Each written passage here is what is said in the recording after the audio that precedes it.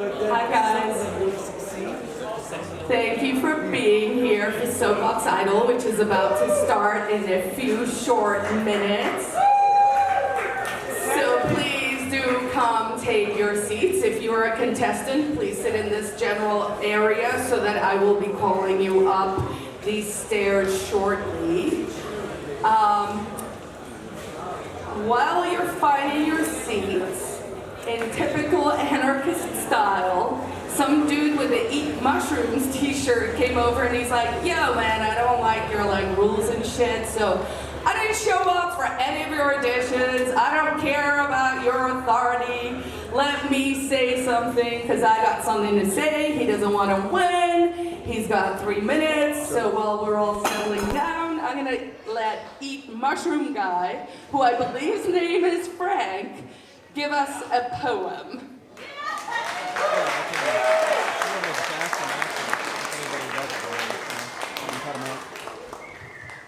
Thank you very much, and I do respect your authority because it was democratically approved upon, and you guys got. Oh, she's a queen. She's a fucking monarch. Okay, I don't. I still love you, sister. All right, we're all brothers and sisters here, but I do have something to share with you guys. So take a seat so you can digest this. They did ask me to open. And yeah, I'm gonna give you some words that are spoken. I even said I don't wanna or need to compete.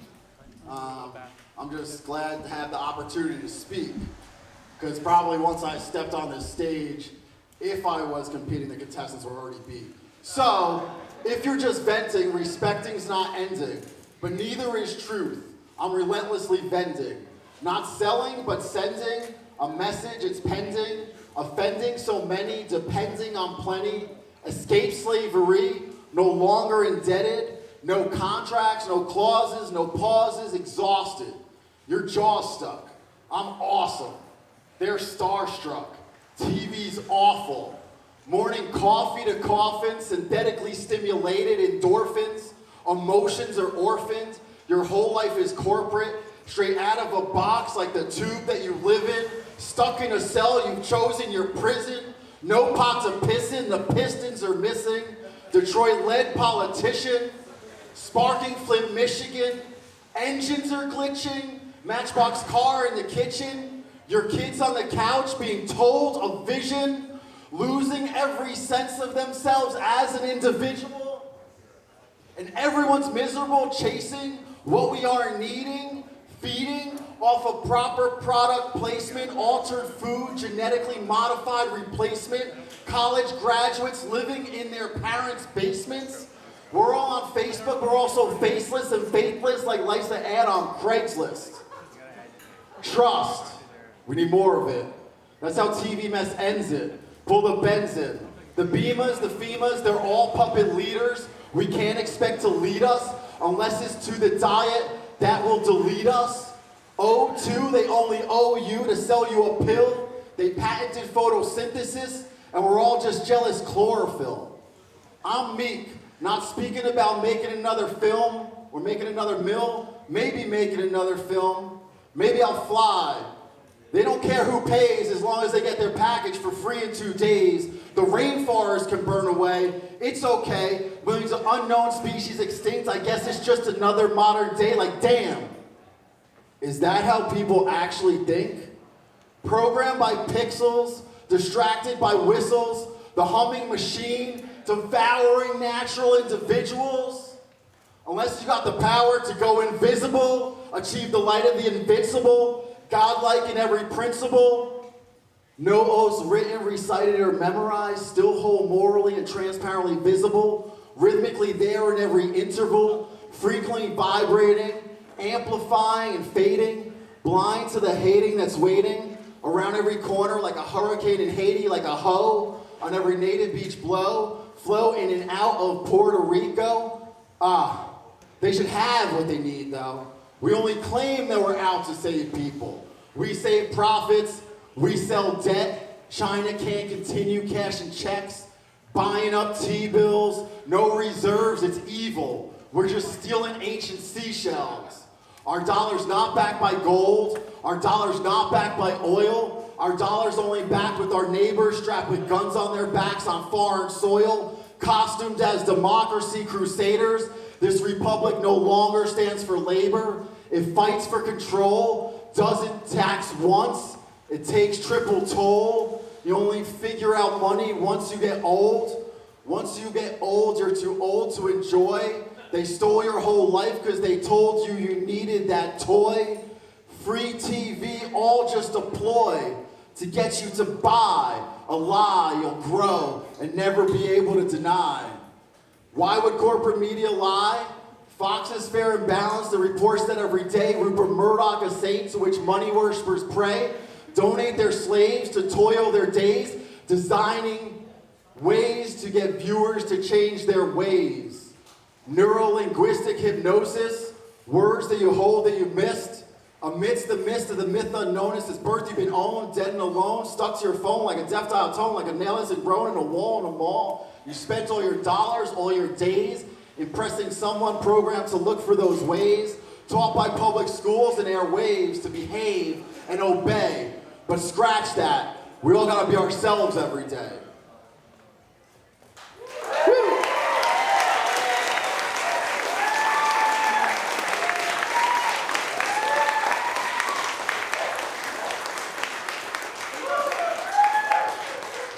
Thank you very much. And yeah, everybody think for themselves. If we don't think for ourselves, we'll be thought for. If we don't fight for ourselves, we'll be fought for. So, thank you guys.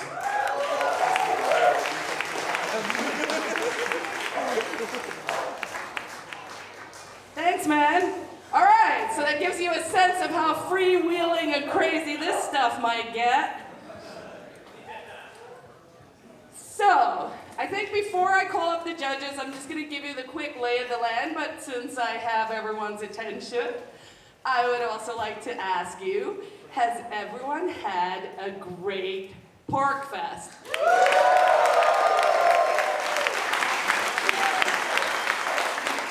So everyone knows I get super sentimental here towards the end. It's usually a long week. I'm pretty burnt out, but I still have my voice and I'm still sober and I'm still standing. So all these things are pretty good. You know, I was surprised how many people came to me over the week and just really said beautiful, kind things like, we really appreciate you. We appreciate the work that everyone has done to put together this incredible, incredible event. And before we go any further tonight, if you could all join me in the biggest round of applause for Dennis Pratt.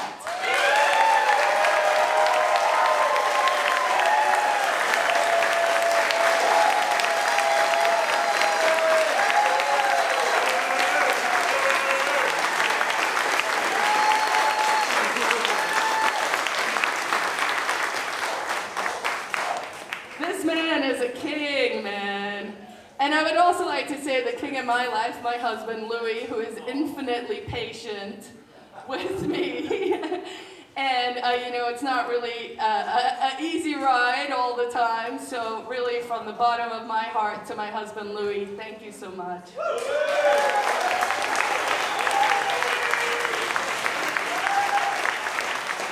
All right, so with all the sentimentality out of the way, not really. I hear there was an engagement that took place. I hear there are weddings coming up, you know. I don't, you know, we've had mixed success with PorcFest weddings. So I say come have your honeymoon here.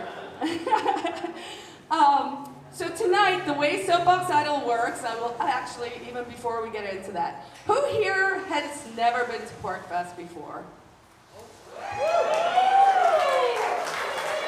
Who here of the people who have their hands in the air think they might come to another PorcFest? I'm a little concerned that the hands didn't go up here, but you know, we can talk later. Oh, that's true too, yes. Oh, see, you guys are so strict with the rules, you know? So that fills my heart with joy, because of course what this means and what we're doing only works with you. It's a movement. It's up to you. You know, I could say we put the move in movement, you know, make your move, all of that stuff. But if you're not quite ready to move, do go buy your PorcFest tickets for next year. Because we're gonna, I don't know about bigger, and better is gonna be hard too. But, again, It'll be better. it will be better, you know. Maybe we'll truck in some water earlier. I'm gonna have quite the fight with Crosby tomorrow. Yeah, we tried, trust me. H2O! H2O! So I will say this, I always have my contract negotiation with the property owner who lets us get away with the fair amount. So we work it together. And he and I have really developed this sort of relationship, and it's voluntary, and we sit down and we try and figure it out. And we'll do that. But I am going to have a list of demands for next time. And I might say this, from a genuine people power, pork power perspective. Wow. I'm going to tell him he better get the water and shit fixed before next year, and we're willing to help. Otherwise, we're going to can him with some really bad reviews. I'm sorry. No, this internet. Sorry, I'm going to rant for like 2 seconds myself, and then I'll be done, and then we'll move on. But this goddamn internet. So I called the guy 4 times. I was very polite, and then I kept getting less and less polite. But when I showed up on Tuesday morning, and there was a ladder going up to the rafters, and I was like, who are you, and why are you in the roof? And he was like, oh, I'm Luke, the internet guy. I'm like, the monopolist who I called and said it better work, we have to upcycle, there are a lot of people coming. He's like, yeah. So I kind of let that part slide, but then he called me over, and he's like, do you know people are running illegal internet? And so this is my plausible deniability face. I was like, you don't say. He did say, and he decided, he's like, well, I was like, look, I can't control what other people are doing, but I can tell you this. If your shit worked, they probably wouldn't be doing it, but they're doing it because you can't deliver the service that you said you would provide. And I'm mad at him, and we're gonna let them know that too. We've given them 5 years, and this guy's the perfect example of what is wrong with the monopoly, like the state, where they go, there's only one way to do it, you better buy it from me, I'm sorry if it doesn't work, if you want to go around, we're going to punish you for that, and I think we can do better on the campground, so we're going to work it out. All right.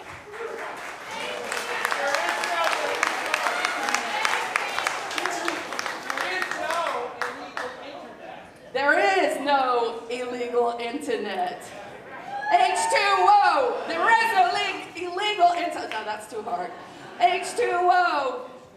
Luke must go. The internet must work. Okay, whatever. So, without further ado, because I'm going to stand up here and have my moment, but there are much more interesting and important people, which, again, is you. So I started this event because I felt like all the years I've been coming here, you know, we have the fancy people and we get to come up here and tell you what we think and all of that. But each and every one of you has an opinion, you have some burning desire, you have something you're passionate about, and I think it's important to give people a platform. You know, these are not professionals, they're gonna come in. The way it works is they get 3 minutes. I would like someone in the front who has a good timer to be in charge of that on a cell phone. Emily, yes, a trusted timer. So over the years, just for the people who might not know, we used to do this with a super soaker.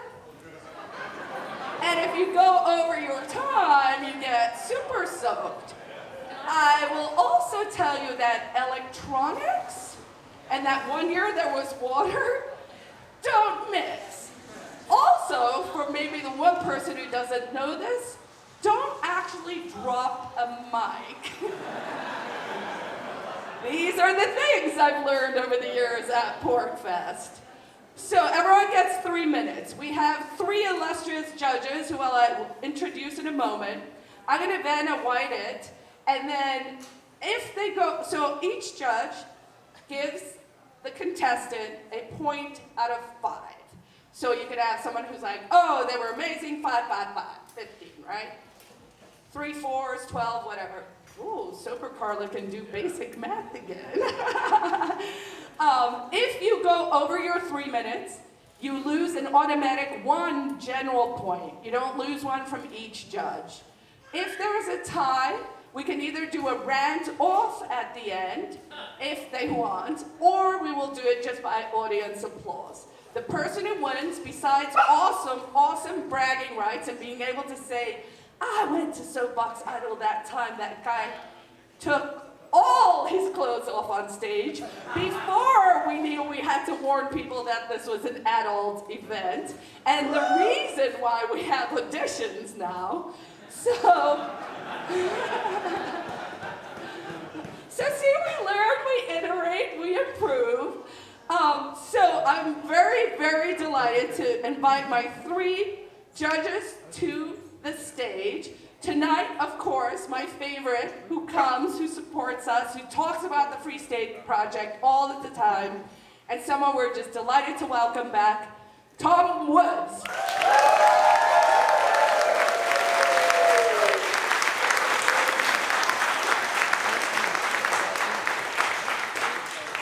Next up, we have the beautiful, delightful, pink-haired, not pink-haired in the way you think pink-haired, not you. We have Aria Dimezzo. So this is just basically to make everyone's minds get blown. You see, this is how PorcFest works. Over the long term, I would like to turn PorcFest into a peace and reconciliation track as well. You know, we libertarians like to fight a lot. And we like to, yes? Don't tell me what I don't, whatever. So this is us partly burying the hatchet. It's also to make the internet explode. All right, then last and not least, we have Jeremy Kauffman, CEO of Library, and FSP Board.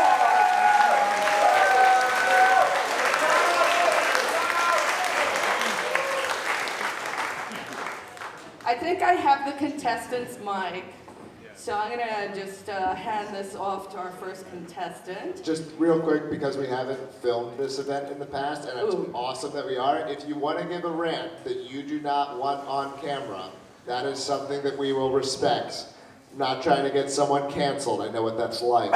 So just if you want to say something and you don't want it to be recorded or put out on the internet, just say that. It's not a problem, and we'll respect. Tom's like, can I bail? No, I just have a very quick thing. Can we just give a very quick birthday round of applause to Sarah Hallett, who's in here? Big birthday round.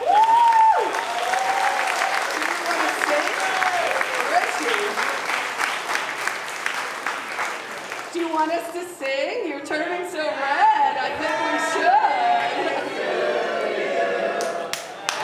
Happy birthday to you.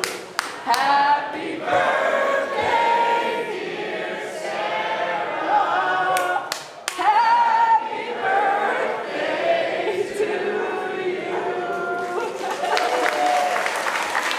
You'll remember that.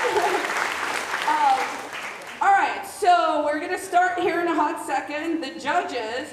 So the judges are supposed to be entertaining, so they may get a little nasty. Don't take it too personally.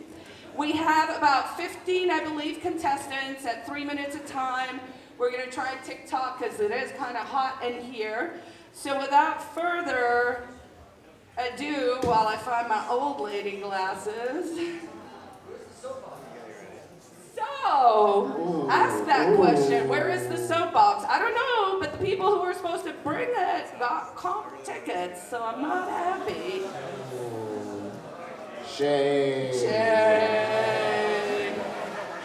All right, first off, because he said he would, John McEwen. +1. Okay, maybe I'll just go with first Yeah, names. it's all right. +1. I don't know. What do we is this who's line style scoring, or what are we actually doing numbers here? We have not conferred at all. That shows. I didn't even know I was judging until like 10 minutes ago. PorcFest. I planned this with a lot of forethought. Okay. But there is a winner. Someone wins. Yes, there is a winner. Okay. And then if there's a tie, I We're explain gonna the whisper. rules. All right, sir. So for the contestants, sorry. Emily, where are you? Emily is right here in the red shirt. She is, everyone listen once. I'm only saying this one. Bill, you're asleep. I can tell you're not listening.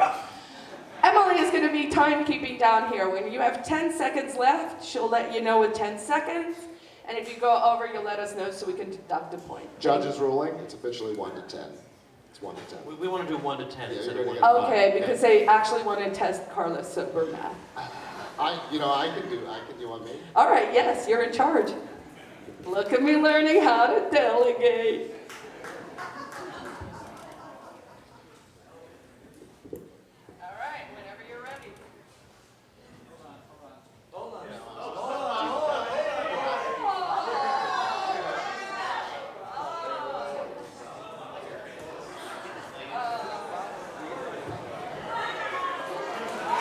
Oh, yes. All right, we found our soapbox. Yeah, my next speaker is. Does anyone over here have an extra pen? We Is need there an extra pen. Clearly, And we are really good at I planning. And planned it's this so as well lucky as- that we're scoring you and you're not scoring us. I'm just gonna say that. All right, we have a pen. We have a possibly lethal situation unfolding. Here we go. I want you to be free. Not every person can, well, maybe every person can, but certainly not every person will say that to you. I want you to be free. Now, my desire for you to be free might be more meaningful or more useful if you knew more exactly what I meant by being free. That is, if you knew my definition of freedom. I'm going to try to explain to you what I mean when I think or talk about being free. Are you ready? I consider myself free if no other human opposes that which I desire. Let me repeat that. I am free if no other human opposes my desire. If you will, I'd like for you to think carefully about this definition. If you respond to the definition by asking, well, what about people who desire this or that awful thing, then you're not really getting it. That's not the way it works. The definition doesn't really say anything about that directly. Let me suggest a different question. Is there anything John is doing, or I anticipate John will desire, that I must oppose? I'm looking for people who answer that question with, John has no such desire that I oppose. Just as important, I want to have desires that allow you to give me that answer. That is, as far as you are concerned, I can be free. I'll be very happy if you can just remember my definition. Perhaps you can try it on for yourself, so to speak. If you like, you can say this to yourself or out loud. I am free if no other human opposes my desires. I am free if no other human opposes my desires. I've been told by many people that most humans are not smart enough to understand what I'm trying to say. I don't think that's correct. I think it's pretty simple. You are free if no other human opposes your desires. There was once a man named Thomas Hobbes who didn't want you nor me to be free. In fact, Mr. Hobbes felt it was impossible for people in any society to be free. Well, that's not exactly what Hobbes said. He said if people are free, then the result is a war of all against all, and lives that are nasty, brutish, and short. I take seriously that Hobbes might have been correct. Certainly his ideas have been influential. But I do not think that it is correct that freedom will inevitably cause a war of you against me. If I did, I wouldn't be here talking to you. Rant. No, you're over. That's it. It's over. Thank you.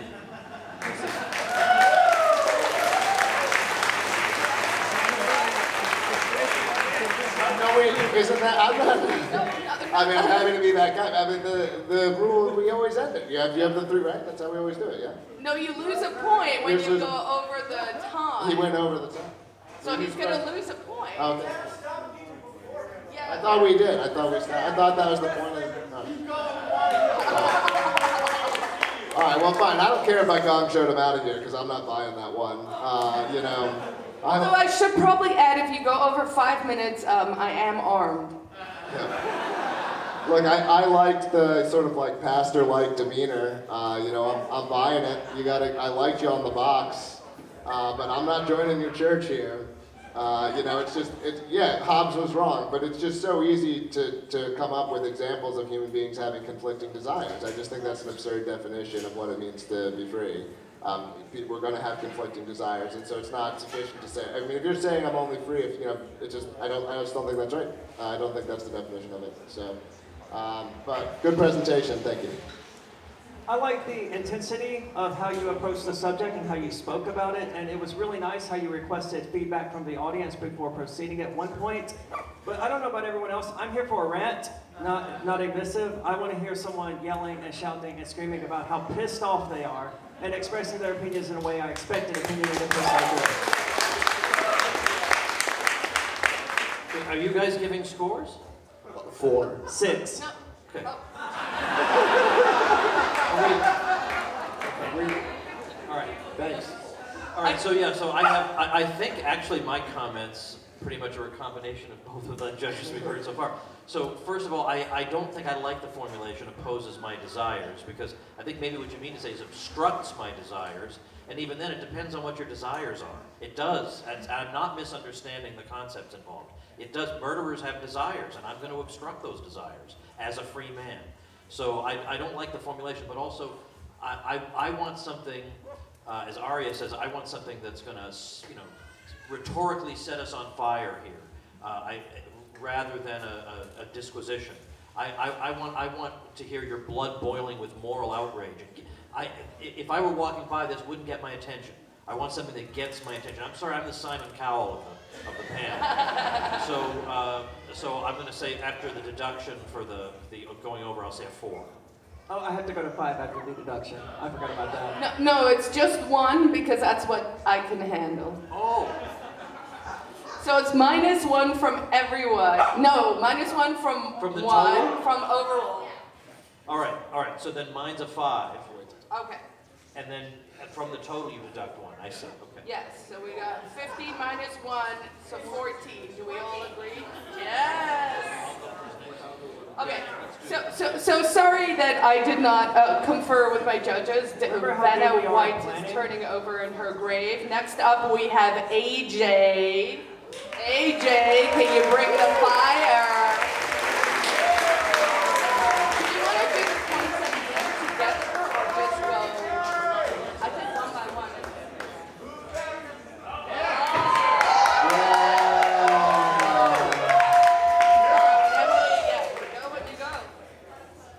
All right, so when I auditioned, I had this very eloquent thing written talking about optimism and liberty and drawing back on the history of our movement, even comparing it to the left-wing radicals of the 1960s. And it was very beautiful, and I did a lot of research for it, and I did a lot for it, but I'm leaving the state in August, and yeah. And I feel like over the last 4 years that I've been here, I just want to give one more thing back to this community and one more thing back to my family here. On September 21st, 2017, and I remember the date, I parked my car on Amory Street in Manchester, New Hampshire for the very first time. And I went inside this building called the Quill, and I had a very hard time finding it. And it was to go see a man named Adam Kokesh speak, who I've heard the exact speech that he was going to give like 8 times. I don't know, like libertarians, we just go after shit that we like, right? And I walked inside, and I am immediately, there's a porcupine on the wall, and I walk inside, and I see all these books on the wall, this projector, and I'm realizing that I'm surrounded by other libertarians in a space that we don't rent, or that we don't just use for the day, like, or for the week, like here at Rogers, but a place that we own and a place that is ours, right? A place that we have made our own over the last 10 years. And I started to cry at one point in time. Now, for those of you that do not know what the Quill is a community center that has operated in Manchester, New Hampshire for the last 10 years. The building is for sale right now, and we've been renting there all this time, and we're trying to buy it for ourselves. And we need money. You can find it at quillco.io if you are interested. But more importantly, I want you all to see this place.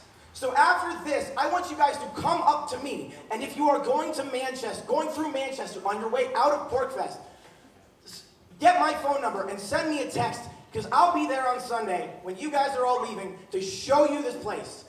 Now, when we do have the building, it is going to become a source of income for us. We're going to start a fraternal order. We are going to be looking to build up what we have all over the country. We want lodges like this everywhere. I have seen so many people walk into this place and leave improved. I've seen people learn how to play music. I've seen people learn to code.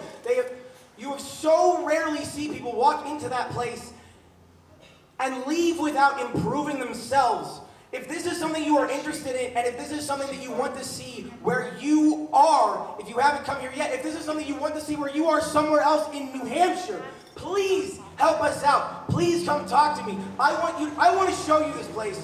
I want you to join the family that I'm a part of. Save the Quill. AJ, will people be allowed downstairs on Sunday? I can take 2 downstairs at a time. I got permission to break the guesting rules upstairs, but I will be able to. So people can go downstairs on Sunday. I'm gonna vet them. Okay, all right. That's not something everyone gets to do. All right, thank you for the Quill commercial, which I heartily endorse. In fact, I will say this, that my husband and I did put in $10,000 for this endeavor. I welcome everyone to also join the fun. You can start with $1,000, or you can give small parts. Let's make this, let's give it some permanence, and let's build out. There are a lot of you who I believe are coming, so let's make it work. Okay. All right, I think we decided this time I'm going to go first. Yeah. That's right. All right. Well, the subject matter is a little unusual, I guess. Not quite what I was expecting, but obviously the speaker feels strongly about this, and I've been hearing about this topic myself. I guess maybe what I would have liked to hear, given the amount of time that's allotted, are specifics. Give me a specific example of somebody who became a better person because of this, and exactly how. Okay, well, include it in the thing. So I don't know that the Quill did that. I'll say 7. I'm going to be a bit harsher. I want to say, first of all, I believe the website is quillco.in, as in Quill Coin. I don't think it's .io. It's emergentorder.io or quillco.in. Okay, perfect. Thank you. I noticed it was a sales pitch for quillco.in within like the first 30 seconds, and kudos on being passionate, but a passionate sales pitch is still a sales pitch, and it's not really what I'm looking for. I got to go with a 3. Tom, what was yours? Mine was 7? So I love the body language. Like if I was deaf, 10.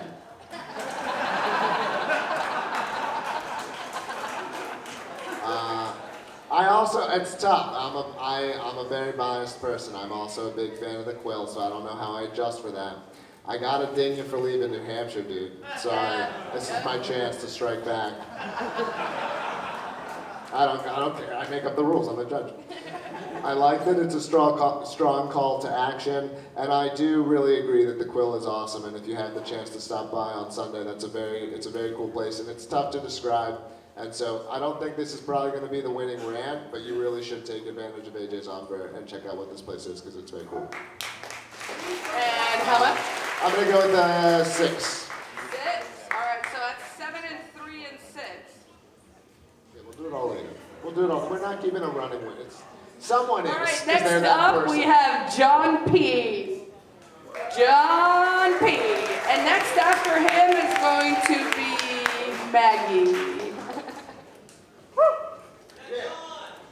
Alrighty, I'm going to be covering today the death of the American Festival. Nothing to do with COVID, the years in the making. In fact, it's what triggered my move from the communist state of Chicago to New Hampshire. So as a poster child for this, I'm going to use the Chicago Folk and Roots Festival, probably my second favorite festival all time. Imagine PorcFest being lifted up, dropped in the middle of the city in a huge park. We took over multiple blocks all the way up to the music school. 3 or 4 music stages all time, everything food, games, fun, absolutely amazing. And in 1 year, it all changed. The first thing they did is they removed the park. They finally realized, I guess, people can't, drink a beer and walk around in a public park and listen to music and stuff. So with the park gone, to enforce that, they needed to install a giant metal shiny fence all the way up and down Lincoln Avenue to block all the side streets off and reduce the entire festival to about 10 or 20% of what it used to be. So what? I'm gonna go. I'm gonna give it a shot. So I actually have to get on the first line to pay to get on Lincoln Avenue, the street I live in, but whatever, I'll do it. I make my suggested donation, but I'm definitely gonna need a beer to walk through this dystopian fenced environment. But can't get a beer without going to the second line, which is of course the bracelet. So you can't show your ID at the bar, you gotta get a bracelet, it's nowhere near the entrance, so I gotta walk and get my bracelet, but now at least I can get my beer. And what's next? The tickets! Remember, you can't use money, crypto, coins at festivals anymore, you gotta go to the ticket booth, the centralized location with all the money, because they don't trust any of the booths to have a little money box. Now I'm sure you've seen this in every festival, all the way down to like a church bake sale, because Sunday school teachers must be embezzling money too. But, you get your tickets, and there's not a single number in that system that's not only odd, but prime. So that you pay, $17 for 11 tickets, and then it's like $7 for a beer. So I think all at once here, everybody with Asperger's, tell me the price of a beer. Right, see, it's impossible. So that's the first reason they do it. The second reason, of course, is that you end every festival with a pocket full of a small number of unusable tickets. So that part alone has probably ruined most of the festivals in my mind. But, you get your tickets, I go and I get onto my 4th line, I finally get my beer, and, at that point, I just want everybody to focus on preserving the sanctity of not only PorcFest, the sanity of PorcFest, but your own local festivals, because in 1 year, your festival can go from Woodstock to Auschwitz.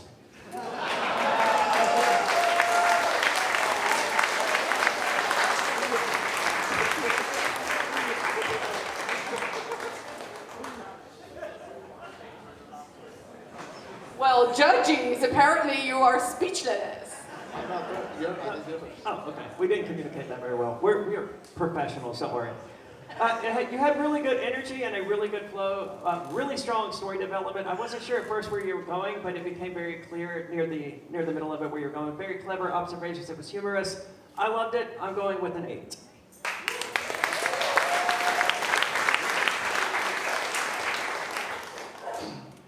Yeah, so I love the way that you just jumped on stage, you immediately seized something like, I don't know, someone else's property or something. You had a bunch of subtle digs, which I love out of a chubby man. And I also liked all this backdoor free state propaganda that you listened, that you sort of worked in. I'm into that. I listened to a lot of NPR back in the day, so I know about backdoor propaganda. That's a great way that you did it. I understand all the ticket bullshit, because it's always crazy, and I don't know if I zoned out because I don't I dislike lines so much I can't even listen to a story about them. But I thought I was gonna get this thing about, and this is how I moved to the Free State, and then it was like this thing sucked, and I lost it somewhere along that path. But I did really like it, and I was entertained. I'm giving it a 7.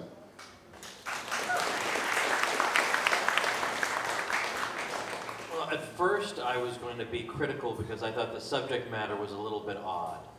because I guess I thought that SoapBox Idol really needed to be pitches for liberty, but really it is, if you have an opinion that you feel passionately about, you can get up here and say whatever you want. So I can't let my prejudices about what my expectations are interfere with my role as a judge.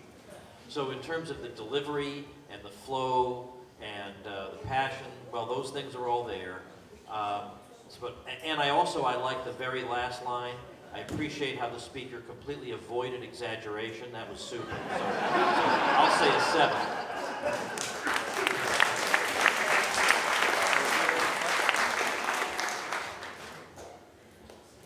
Did you give a number? Sorry, Tom.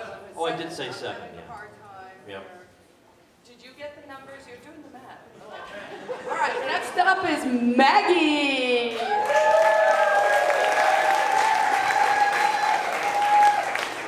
And then Dennis and Brad. So those will be the next two. Can I get a couple cat calls to get me in the mood here? That works. Quick show of hands. How many of you believe there are government agents among us right now listening? Okay, great.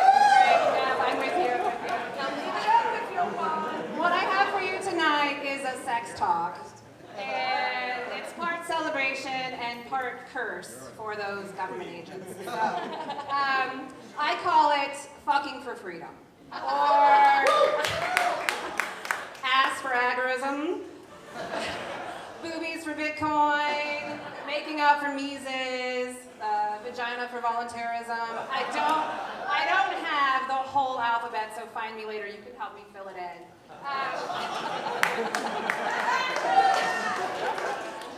Anarchy is for lovers. This isn't something new, I'm telling you. But I want to remind you and celebrate with you and remind you how hot you all are. We make the best love. We are the best lovers. My favorite lovers have been anarchists. They revere consent. They bring like an entrepreneurial spirit to the bedroom. I serve myself best when I serve others.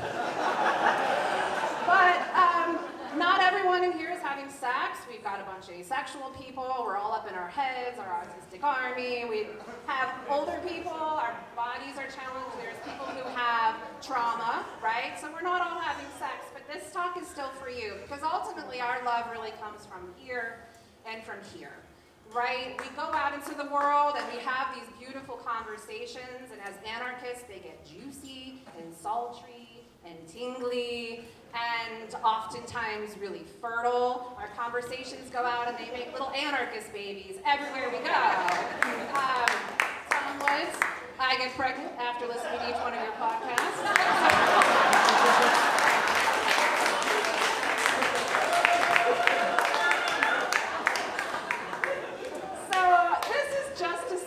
You and to remind you to bring that love to our conversations. Bring it tenderly. Some conversations need a really firm hand. When that status shit starts to creep in, slap that shit out of the way. I believe the word spank. Spank, yes, thank you. So, celebration for you all. Bring that fire, bring that love. Now on to my curse, and I really came up here to have access to you government agents in the office. I don't care about my points. I want to talk to you. Because what you're doing is a lie. You are part of a cult. You are spreading violence and harm, and you're living immorally. And I want you to change. I want you to stop.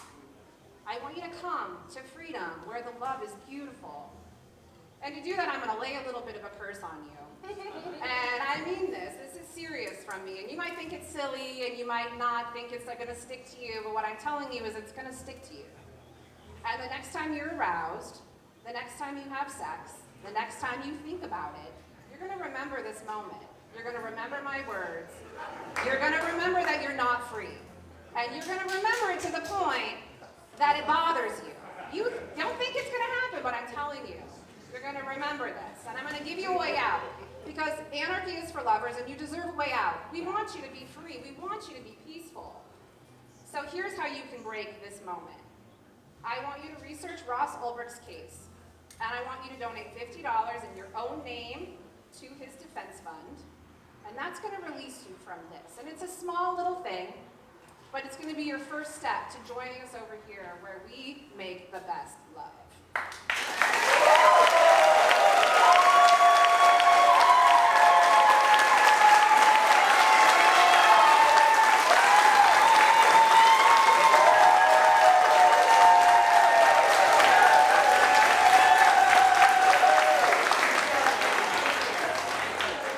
All right, Carla, can I go? You may. All right. Well, I want to stay professional here. I mean, don't break my brain or anything. I don't want the impression to be that if I get singled out in the presentation, that will sway me. It did sway me a little bit. Let me say, a sign that somebody's doing a good job is that I was sitting here crossing my fingers thinking, I hope she doesn't run out of time because I have to see where this is going. So I'll give this a 9.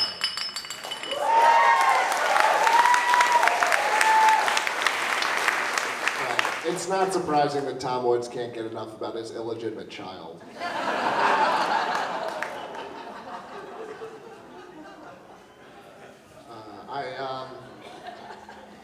I don't spot the Fed. I don't think he's here. I like all the alliteration. I don't know how I feel about being cum cursed. You know. Only state agents were. No, I think it was everyone. No, she was cursing state agents, not yet. Okay. Big distinction.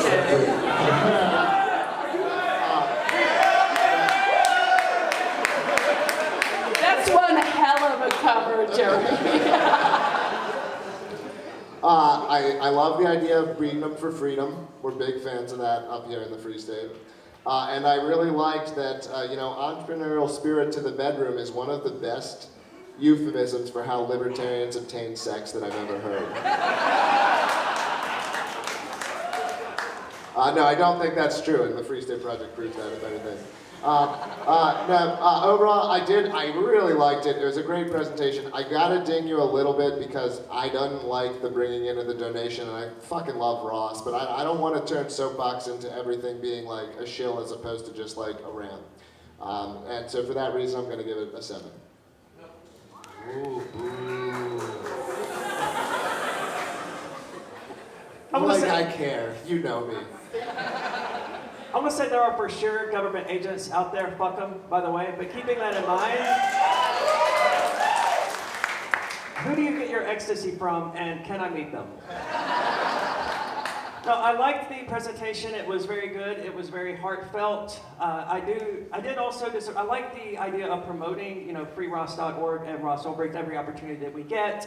But as he said, I would rather not see it turn into a request for donations. Hey, everyone, send your money this way. I'd rather see it be about someone just ranting about something they're passionate about. Like if someone wants to get up here and rant about the Ross Ulbricht situation for 3 minutes, great. So I do also have to dock you from that, and I'm also going to go with a 7. All right, well, next up, we have the illustrious, wonderful, last year's PorcFest winner, Dennis Pratt.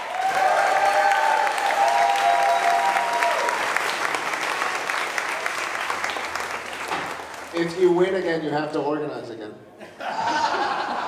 Yeah, that's the rule. Verbal contracts under most libertarian theory are binding if you continue at this point. Look, that's the free ticket, right, that I won last year, right? Yeah, how do you like them tickets? They're not your fucking friends. We have visitors who come up to the Free State and they say, we can't move to the Free State because I'll have to leave my friends and my family. Well, I have something to tell you. They're not your fucking friends. Would your friends condone a thug to come and steal your shit? Or to put you in a cage? To stick metal in you should you disobey their rulers for what you do with your body? They're not your fucking friends. I created large communities where hundreds of people in authoritarian states thought that they were my friends. Why would I leave them to come to the Free State where almost no one knows me? The reason is because in the free state, they will respect my body, whereas in the authoritarian state, they will use the state to threaten my body continuously. When you're in the authoritarian state, you are in a tribe of cannibals. They will smile with you. They will laugh with you. But come dinner time, they're not going to think twice about serving you as the main dish. These are the people who turned in Anne Frank. These are the people who looked out the window to see if you were wearing a mask. These are the people who grabbed their machete after pointing out that you were not Hutu. These are the people who denounced you as counter-revolutionary to increase their statue. They are not your friends. Now look around here in PorcFest. Okay? None of these people will initiate violence against you. And I submit that that is the minimum necessary requirement for friendship. That they will not initiate violence against you, either themselves or through the state. So, please stop telling me that you're not going to move to the free state because of your friends and family. They're not your fucking friends. If you're going to come up, if you really do want friendship, you must migrate. Because at the very least, being amongst us, the people who believe that only you own you, do you have the material for true friendship?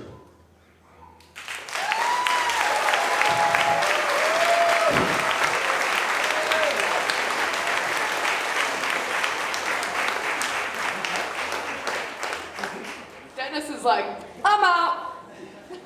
Well, I certainly see why you won last year. That was very passionate. I really loved your not initiating violence against you is the bare minimum of what a friendship really is. I really liked that. On the other hand, you won last year and you organized the event, so I don't want you to win. So I'm going to score you really low, even though I really loved it. So keep that in mind. I'm going with a 5.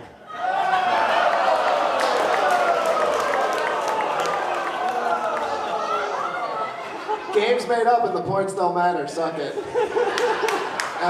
I know I didn't check the age of everyone in the crowd, but I said suck it out. Jeremy, I you got in next? trouble for that reason. Didn't know. Keep it saying. It's very passionate. I really liked it. It's a provocative statement. Honestly, I've never heard it put that way before, and I don't honestly know how I feel about that, if I'm being honest. But like, it is like, I don't know. It's kind of true at the same time. Like, it feels like, you know, we do deserve the right to live the way that we want to live, and there are a lot of people out there who want to stop us from doing it. And how are we supposed to feel about them? I don't know.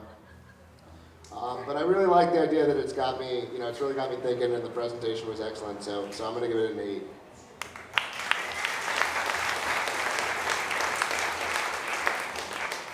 All right, well, there's obviously corruption among the judges up here.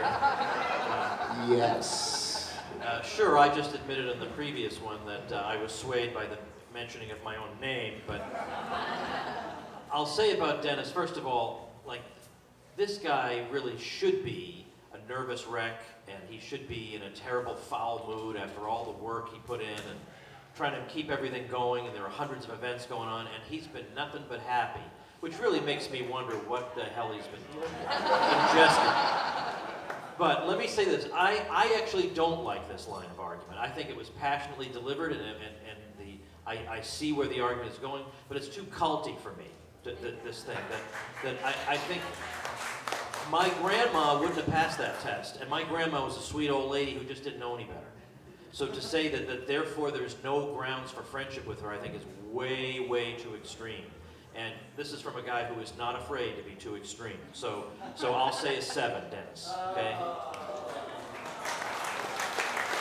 You're still doing PorcFest. No. All right, and next up we have Brad, and after Brad we have Jordan, and then Ori. And then I think I saw Eric at the back. Eric, if you could come up here, you're gonna be in that mix. All right, sorry, but the podium is not my fucking friend either. It's also a test of survival, this part. It's a very dangerous area. So I was thinking next year if anything goes pear-shaped, I was like, maybe we'll just be like, hey, PorcFest, the survivalist version. All right, let me know when you're ready.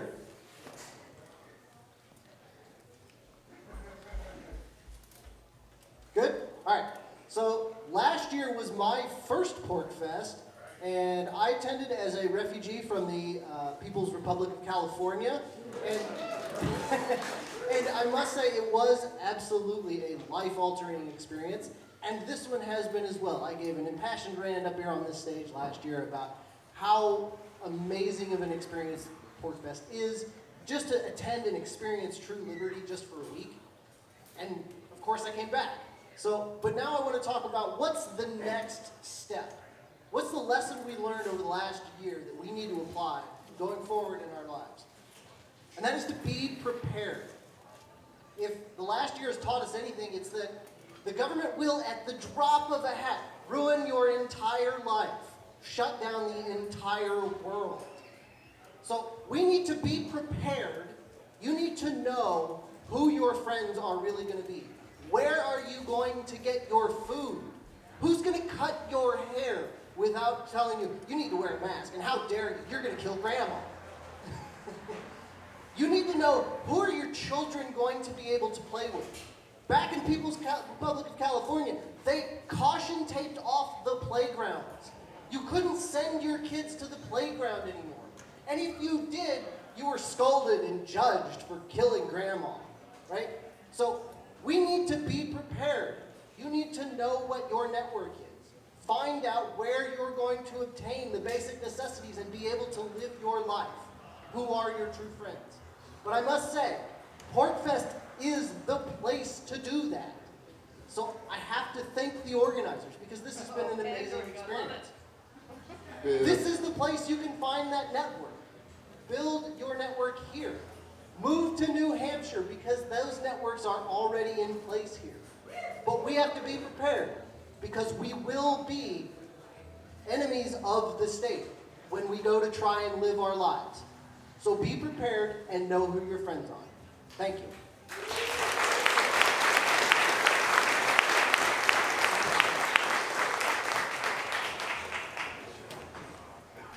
Am I supposed to be first? I have the least written down for this one. Not a lot, which probably says something. I don't know.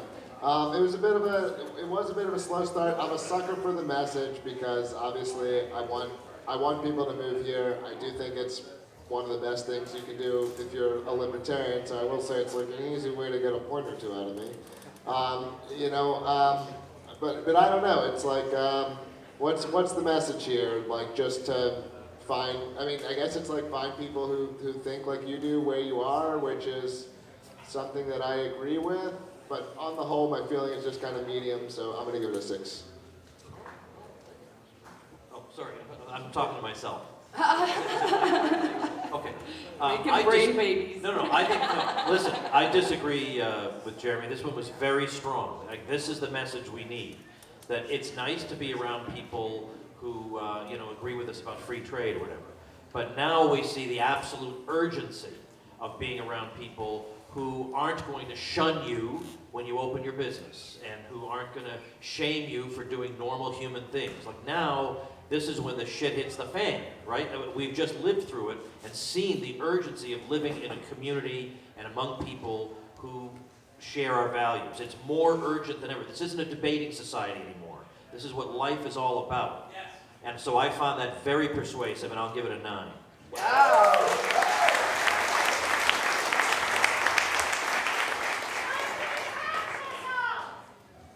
Ooh. What?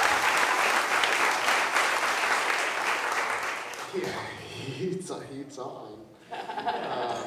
I also love the framing. I love the way you shook it up. I thought that was really cool. I love the presentation. I got a little bit confused about who Redacted was at one point. I thought it was Gary Johnson, and that you were hating on Gary Johnson. Right? What? Okay, because I'm not that smart. And as someone who, recently... Hey, look, Free Staters took over LPNH Twitter, got in a fight with Gary Johnson, and now the chair of the Libertarian National Party had to resign, so I will say this, I know Aleppo is not in New Hampshire. So, yeah, look, most people here are more libertarian than Gary Johnson. So, it felt a little bit, I guess it was, I don't know if it was the presentation, it felt like just a little bit like slam poetry, and at least the last guy wasn't reading it, when he was doing it. But overall, no, I thought it was really good. And this is a lower number, but this is also the highest score I've given out. I'm giving it an 8. Wow. All right, next up we have Ori, and after Ori is Eric Brackley, and after Eric is Elijah and Mo, and then it's going to be Alu, DL, Lee, and Bill, and then we're done. That's just expectation setting, like a good expectation setter. Look Do you at want to? me, Have you ever attitude. considered being like administering a currency? All right, I don't think Ori is currently here. H2O, H2O. All right, so Eric, where are you? Can you come to the front? We have Eric Breaky. Oh, Eric Breaky. I put an extra little in there. Breaky heart. Achy breaky. I'll never forget it again. I will also sing that to you every time I see you. I've been hearing it since I was 5 years old, so. Hello. So my name is Eric Breaky, and I'm here because I want to let you know what really grinds my gears is liberty pessimism. I'm sick and tired of the liberty pessimism. I've been hearing it for 10 years. For 10 years, this is the 10th year since I jumped 2 feet forward into the Ron Paul revolution. I've seen a lot over those 10 years, including 4 PorcFests, and this is the biggest one yet. That's awesome, and that's something to celebrate, and I'll get to that in a second. So I've been here in 10 years. I've seen a lot over these last 10 years. I saw the main delegation stand up, take over the main GOP, Ron Paul supporters taking over state parties across the country. I was there when Ron Paul delegates at the National Convention stood up to Mitt Romney and the GOP establishment and wouldn't be silenced and walked out in protest rather than kiss the ring. And we all saw Congressman Ron Paul retire from Congress in 2012 after that and pass the torch on to the rest of us. And you know what? I came through the PorcFest over the year. I saw things kind of die down a little bit. There seemed to be a lot of more pessimism across the country in the movement about where we were, what was being accomplished. But I'll always remember what Ron Paul said. People would ask him all the time, what can I do to serve the movement? How can I make a difference? And he said, I don't know. You figure it out. There's a job out there for you. Ron Paul, say what you want about Ron Paul, he wasn't a central planner. So in that time, all of us have kind of gone our own separate ways, doing our own separate things, finding our own ways. Some folks went the political route. And today we have hundreds, literally of hundreds, Ron Paul liberty legislators elected across the country. Half of them here in New Hampshire. They're passing laws like constitutional carry, getting our gun rights back, getting our cannabis freedoms back. They're fighting to end the wars with Defend the Guard. Amazing things are happening on the political level. But then there are those folks who said politics wasn't for them. A lot of them went out and they heard Ron Paul's call to end the Fed, and so they said, well, let's become early adopters of Bitcoin and cryptocurrency. And nearly a decade later, we're thinking they might actually end the Fed. They're doing it.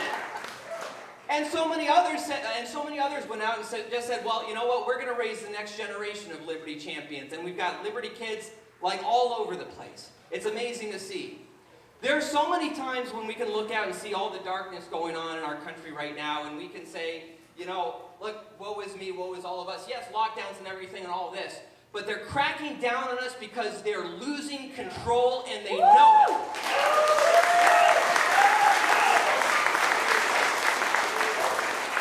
So I just want to end by saying, here at PorcFest 2021, the biggest ever, so much turnout, Liberty folks winning elected office, challenging the whole financial system. The cause of liberty has never seemed so bright as this moment right now. And I think, as Ron, the revolution is ours now. Let's take it. Let's run with it. And furthermore, my opinion is the Federal Reserve should be destroyed. Thank you very much.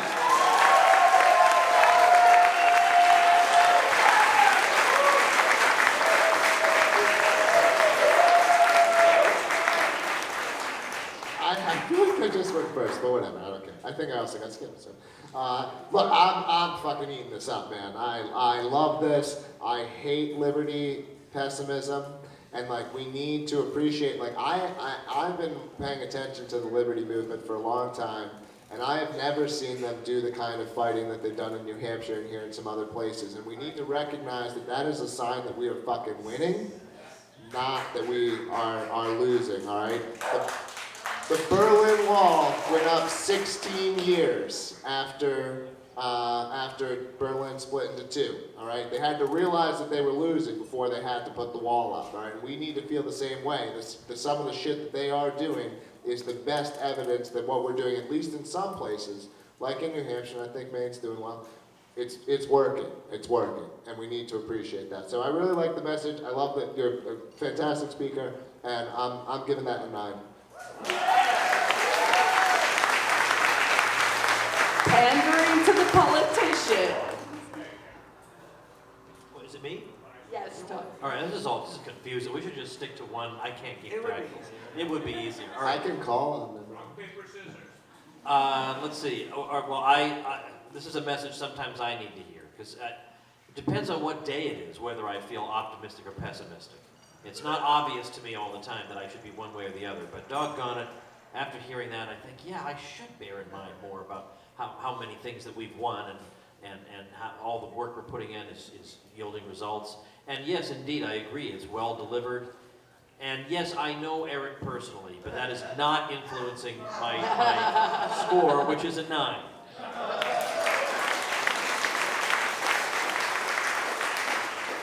It was a really good message, and I love everything about the positivity. I hate everything about the negative libertarianism that we see so often. And, if I could be here with a federal indictment hanging over me after having been raided by the FBI, and I can be sitting here smiling and having a good time, then so can fucking they.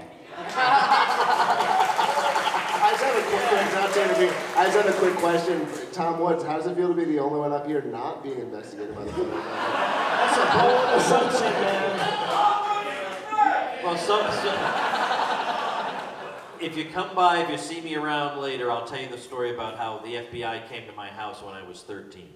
I'm way ahead of you guys, way ahead. But the beautiful thing is they could just erase that because I was only 13.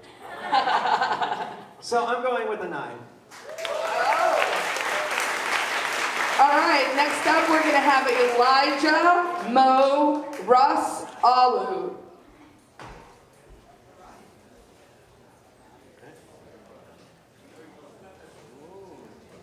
Lady in red. All right, guys, my name's Elijah Gizzarelli, and I was a translator in the Army.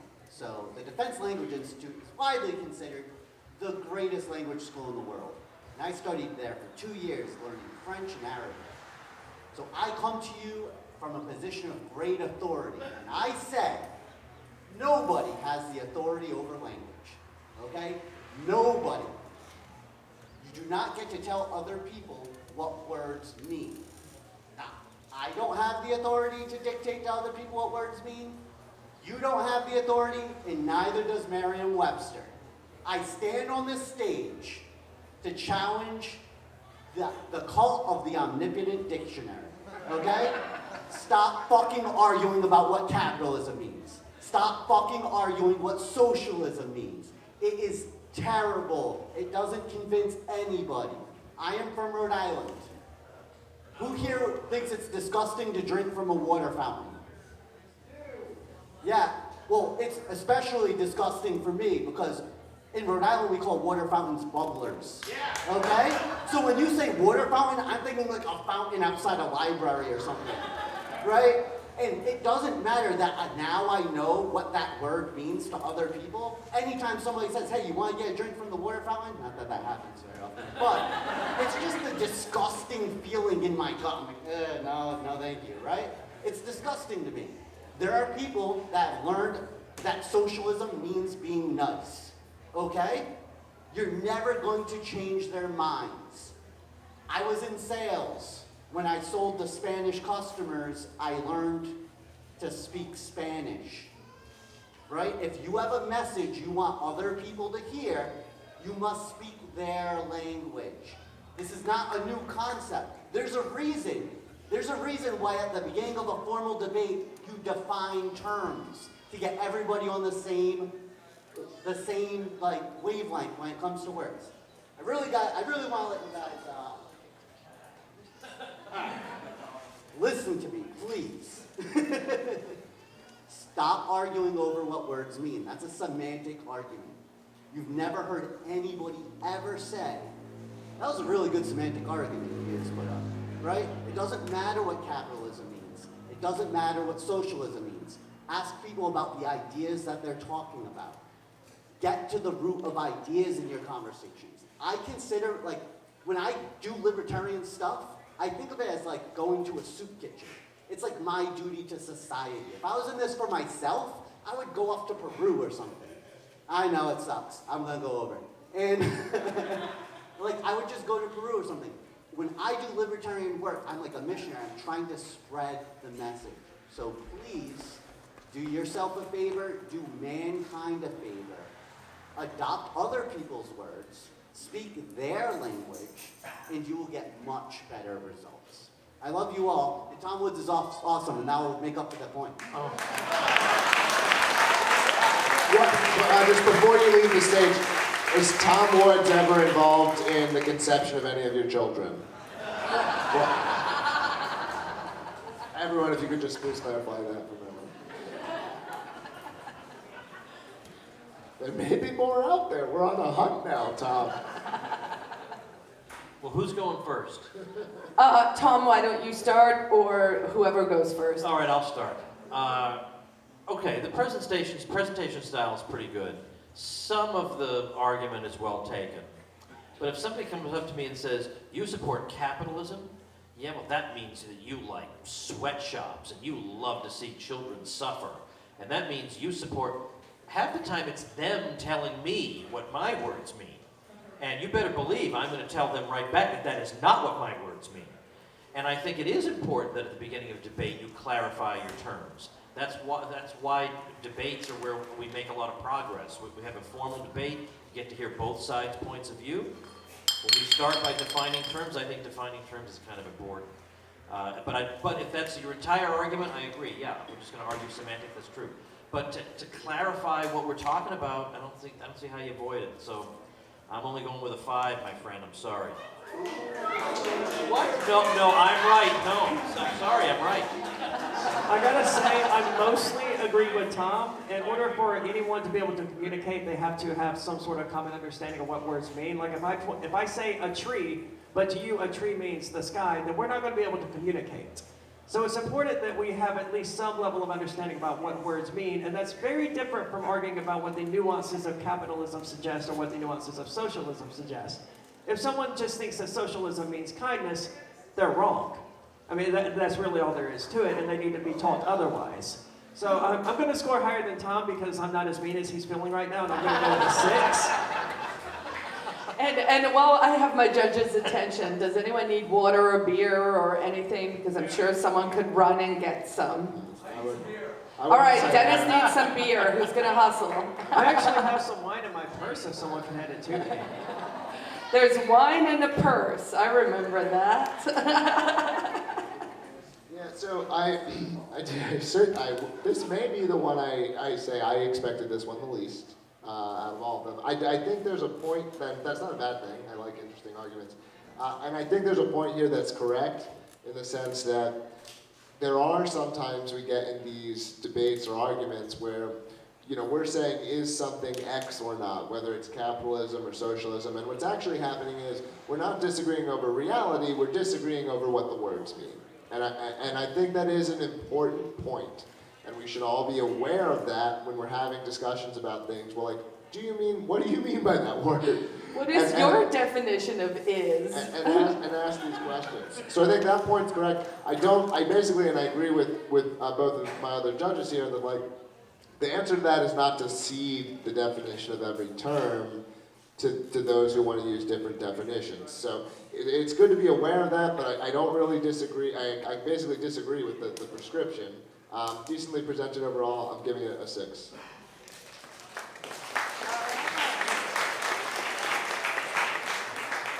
All right, next up we have Ross, and then Alu, and then after that's going to be DL, Lee, Bill, John.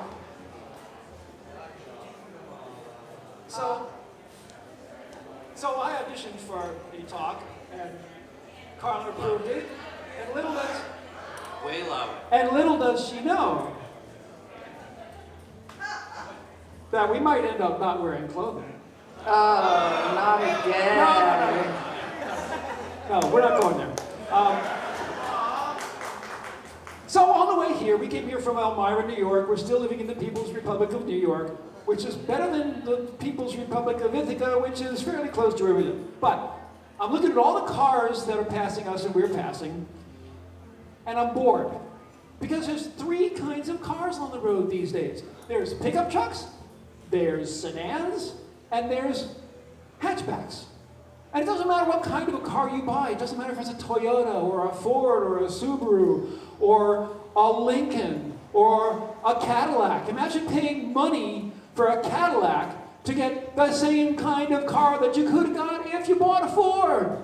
It's pointless. Now, how did it end up this way? Why do we end up in a situation where we're all driving the same kind of cars? We choose one of 3, and that's what you get. The answer is CAFE, auto regulation, safety, fuel economy, and all sorts of other, why don't you have a joystick? Why don't you have a joystick to drive your car? They work in airplanes, why don't they work in cars? Okay? So, how are we going to resolve this problem? How are we going to get to any kind of creativity in our cars again? Well, one way to do it is to go to a tricycle, because a tricycle is regulated like a motorcycle. Motorcycles are far less regulated than are cars, and you can be creative. But let's talk about what a libertarian would do, which is flying cars. Sorry. What? I said Sorry.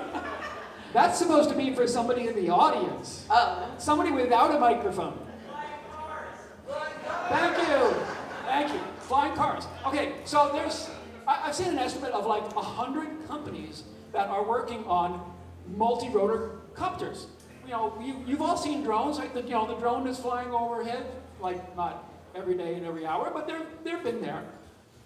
Those have 4 rotors on them, right? What if you put 12? What if you put 24 rotors on there? What if the 24 rotors, what if 12 of them are controlled by one system and one set of batteries, and the other 12 are controlled by another system with another set of batteries? Completely redundant system, right? It's not gonna crash. Doesn't matter what you do. And because it's driven by a computer, 2, 1, 0, I made my point.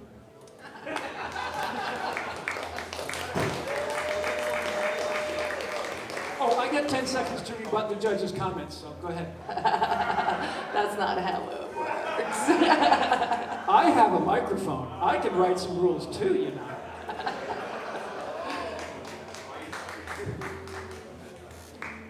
Maybe you should have taken your clothes off.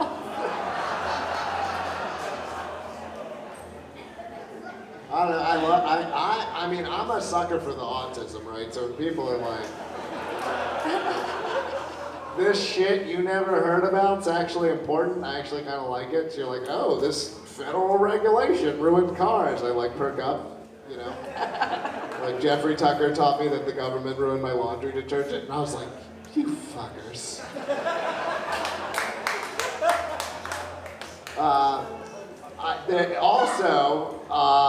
Just because I am a shill, there's an article in Bloomberg recently about how Free Staters, Keith Ammon primarily, actually reduced a bunch of the regulations so you can build these kinds of flying cars and like, I don't even understand it all. You know, shorter takeoff, they can take off. And so we just actually got rid of a bunch of laws here, and some of the flying car companies.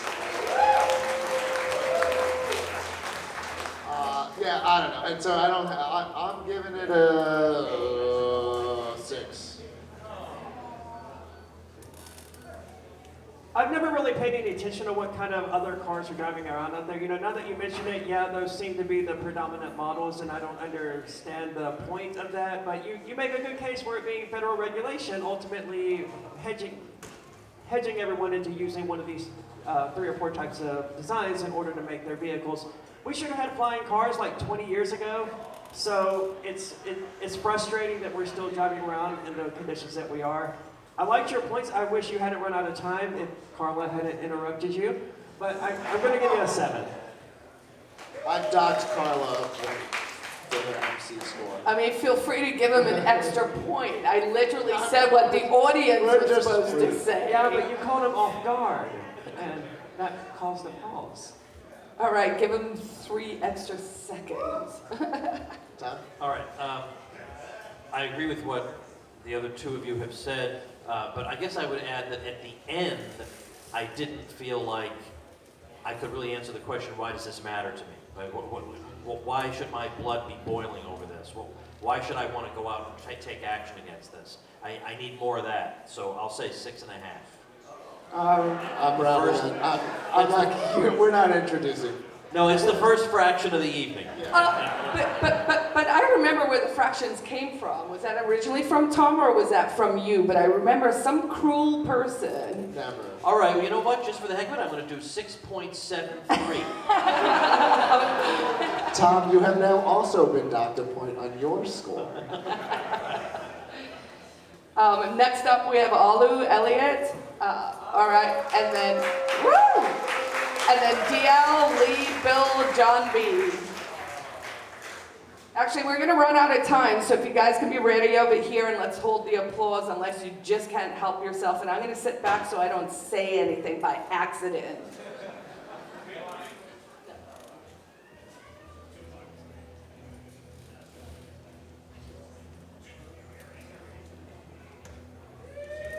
As we often hear, the Constitution is the greatest document in history of humanity. For the first time ever, it created a small, weak, accountable central government.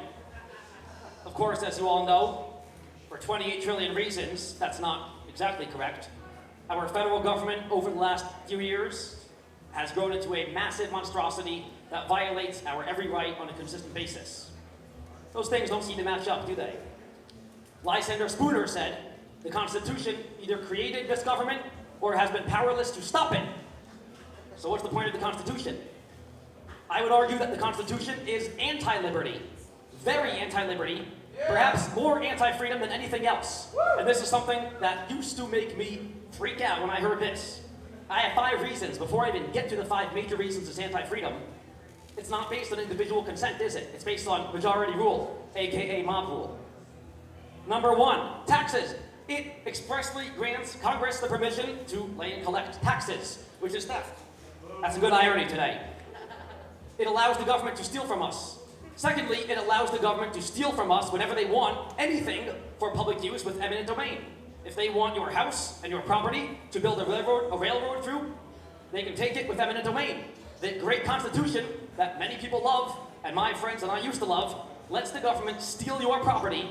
It also extended that power to states and localities, and extended it not just for public use, like railroads and infrastructure, but also allowed them to take it for any other developmental use that would bring business or taxes to the town, like Pfizer in Kilo versus London.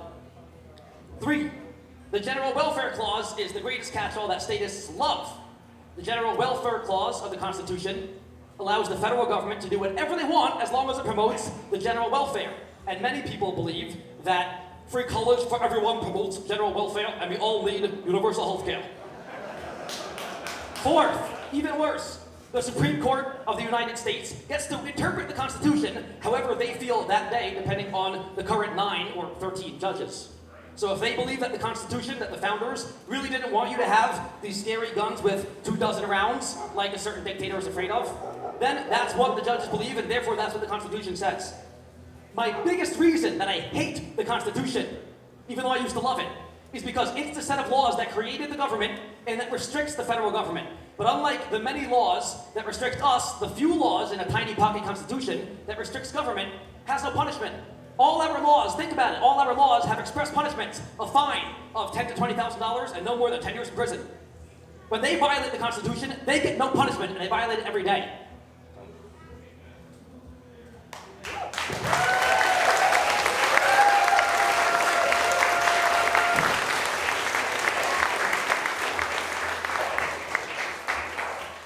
How many people here love the Constitution before they heard that? Okay. No, it's cool. I'm not shaming. I was just wondering where we're at.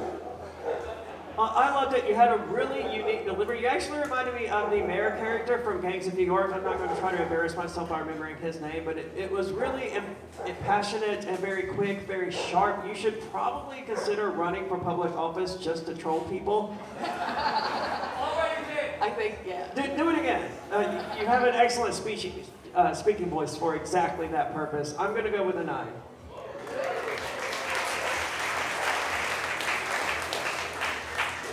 All right, I guess I'll go next. This is, for those few of you maybe who may still think the Constitution is the greatest thing ever and all that, I know that it's tough medicine to hear things like that. And I understand that. And I know that you just want to say, look, I know the government is too big. We just have to obey the Constitution. But see, that's the thing, isn't it? There's no reason for them to obey it. And the way it's written, maybe there is, maybe you say, well, maybe if we changed it to say this, maybe they won't. I think what we've seen is that written constitutions just don't do anything. They don't stop anything. And it's hard to give that up, but you got to. You just got to give that up because it's a forlorn hope. That if we just get back to but they won't. Okay, so now what? Anyway, I'll give that an 8.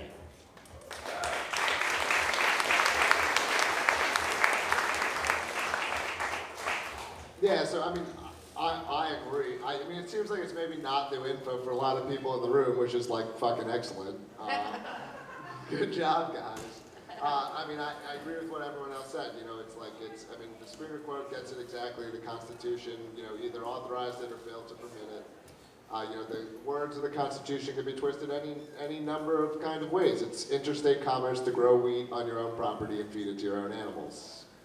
So the Constitution doesn't really work. It would be, there needs to be a little bit more discussion of the implications of that. Okay, it doesn't. What now? And I'm not an awkward position, but I'm contrarian, so now I'm going to just minorly defend the Constitution. It does work. Procedurally, it hasn't been broken. So in terms of how it prescribes elections, it's an interesting kind of fact that the procedures of the Constitution have generally held up. It's only everything else that didn't work. So obviously the important parts didn't work, but the procedures did work. So as we're thinking about, what comes next, that is an interesting aspect of it. So I'm going to give it an 8.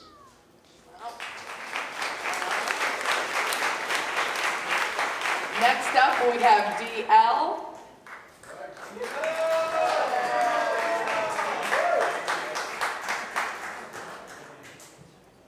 So this is what it's like to be tall. A rant on infighting. Bigot. Commie. Racist. Libtard. What are we doing? People continue to be taxed. No, stolen from, while we sling insults. People continue to die in wars, while we call each other names. People continue to be locked up, while we find reasons to fight. Privileged? Oh yes, all of us. I've read these philosophy books. Oh yeah? Well, I'm part of these groups' allies. So the hell what? Is it about the individual or not? If it is, then what do you know of them? Oh, well, I know that they're a sexist. Oh, they're part of the loser brigade. No, those are labels, not what you know. Excuses are many.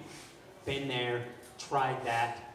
Bigotry is irrational and repugnant. Alt-right, entryism, woke, socialism, on and on. Excuse after excuse, absolving ourselves from working it out. Oh, but DL, I'm not obligated. No, you're not obligated to do anything. And you know what? Meaningful change is not obligated to knock on your door. America is not free. We ask why. Is it critical race theory? Maybe politicians manipulating us by class. Maybe we just need to reach out to this minority group or that one. No, we need a bolder message, but not too bold.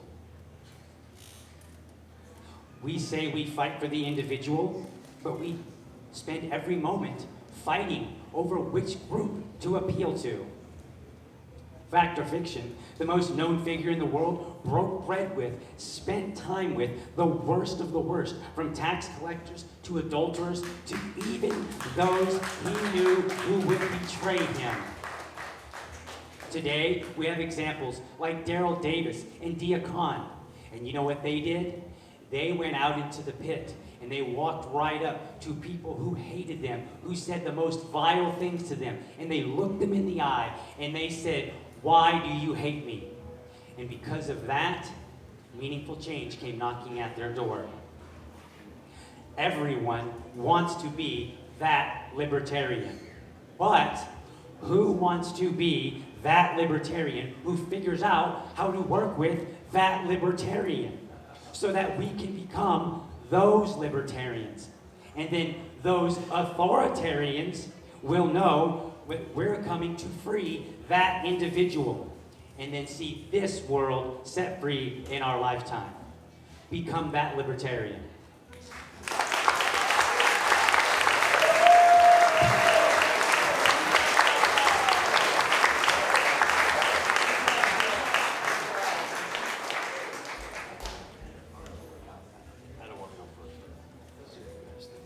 I really liked it, but in my mind, you're competing with the videos that Judd Weiss made when he was running as the VP candidate with John McAfee in 2016 about how American politics is a hate sell and Americans are buying. So you immediately lost out to that because it's the same message and his videos were just absolutely amazing. But it was still an extremely positive message. I loved everything about it, and I'm going to give you an 8.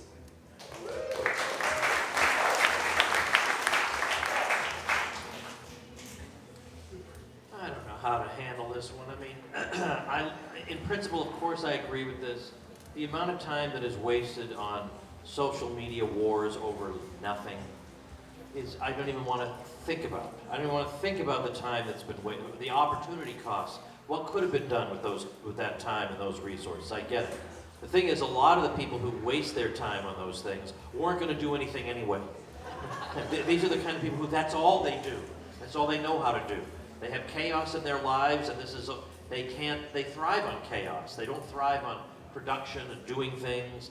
What we need are people who produce things and do things, and persuade and learn and improve themselves. We have very few of those, but more and more all the time. So I agree, yes, I agree. Well, frankly, what you need to do on social media, instead of continuing to go after the same people who are getting under your skin, just block them. Because the time that you gain will be so glorious because you can put it towards something positive. Instead of always feeling like somebody's getting under your skin, just block them. You don't know who they are, they don't know who you are, they've already made 27 assumptions about you. Screw that. It's escape. Anyway, I'll give that a 7.5.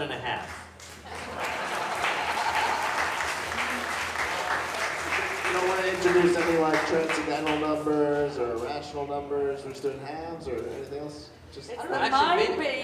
Maybe it's 7 radical 5. Okay. Yes. Nope. Times, right? That's a very high score. Although, no, that would be more than 10. I'm not allowed to do that. Yeah, I also kind of like like I agree in principle, and there's I forget who says it, but it's something like people fight more the less it matters. And so some of the infighting I see in terms of some aspects of the Libertarian Party and so on, and just among libertarians in general, it's like, what are you even fighting over?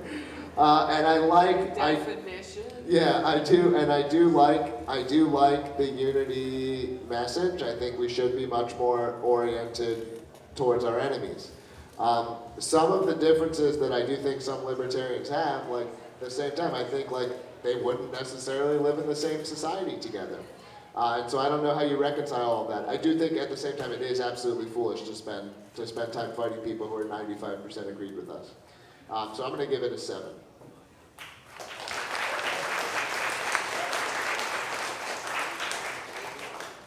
All right. Next up, we have Lee, and then we have Bill, and then we have John Bush, and then we are done. And then, in case I forget to say it, we should all help us move chairs. I don't want to forget and let you all disappear. So, Lee.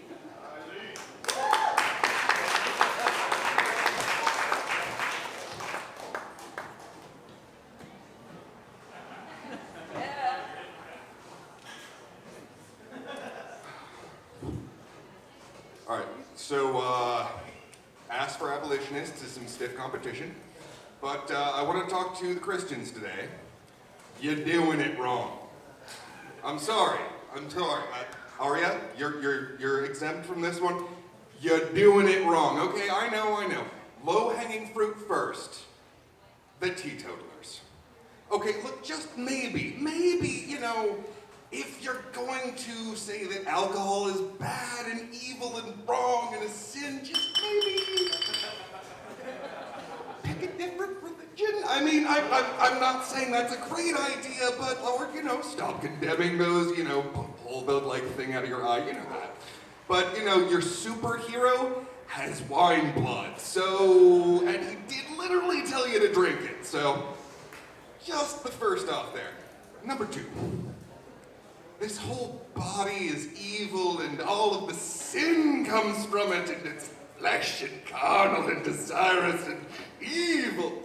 Come on, guys. You have literally the one religion where you get a body in the afterlife. Embrace it. I mean, come on. Jesus got a foot rub right before he went. Come on. And the last one. So, every time like an angel shows up, he says, no, chill out, don't worship me. So did Jesus.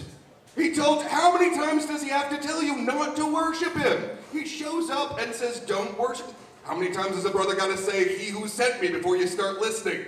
I mean, he wouldn't even accept the idea of being called teacher. And I mean, Tom, check my math on this, but does teacher outrank Pope? So, I gotta tell you, you're doing a great job at a lot of things. The whole Western civilization thing, doing a great job at it. The being Christian thing, keep it up, but stop worshiping Jesus. Thank you.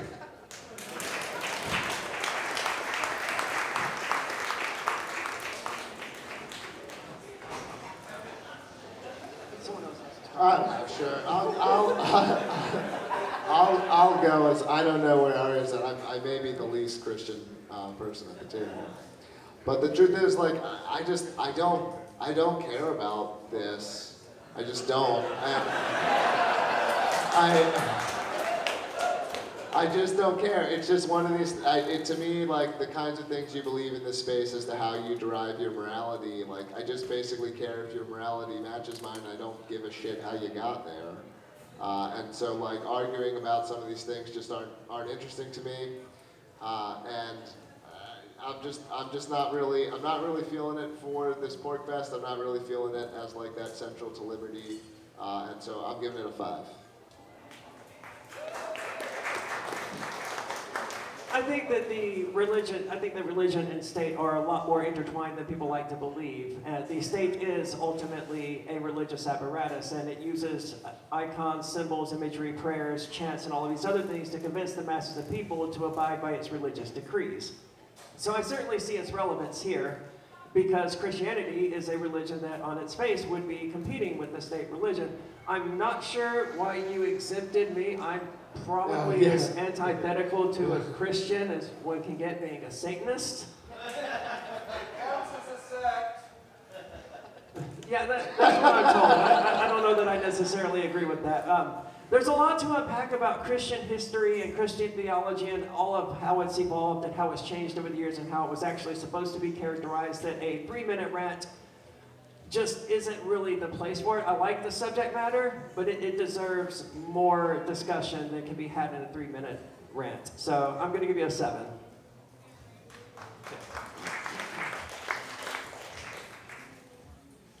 I'm not a teetotaler, that's for damn sure.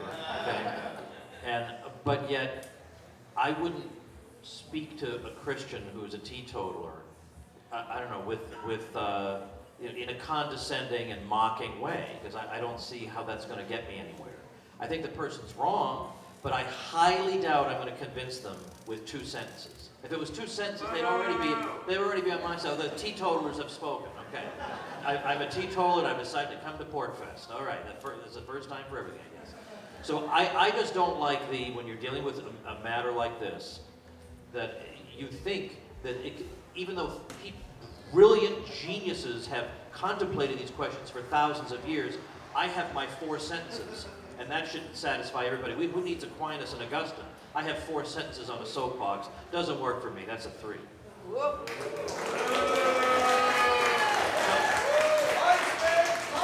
They're chanting woods.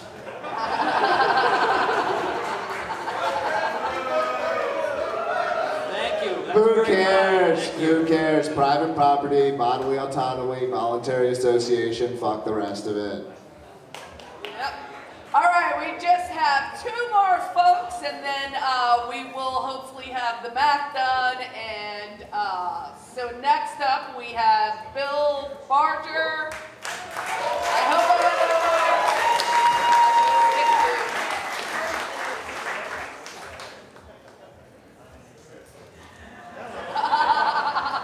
Oh man. Don't electrocute yourself. My friend Mo skips the TSA line every time he opts out.